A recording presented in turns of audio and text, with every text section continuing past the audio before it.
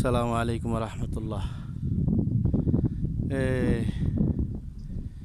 Oman Salalah কিভাবে পানির pipe এই যে বেলে দূর দূরান্তে পানির পাইপ বসে, এরকম পানির পাইপ হুকুমতের ওখান থেকে জোড়া দিয়ে এরকম জোড়া দিয়ে পানি নেয় মানুষ।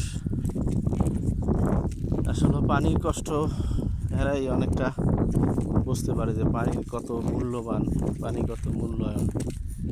ঠিক আছে, আমরা তো আসলে দেশের মানুষ বুঝি না, আমরা তো কত পানির ভিতরে থাকি। এইভাবে ছোট ছোট পাইপ দিয়া হুকুমতের পাইপের সাথে জয়েন্ট দিয়ে পানি নিছে।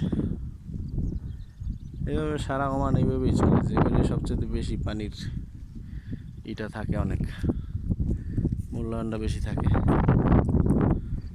আর কি আমি এখানে একটা পাইপ খুললে দেখবো কি পানি আসে কিনা। আসলে পানি আজকে নাই, লাইনে পানি আসতেছে না,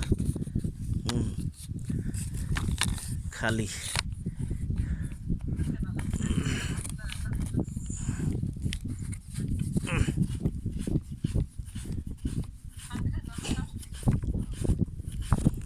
আজকে পানি নেই, এই জন্য আজকে আমরা কাজ করতে পারতেছি না।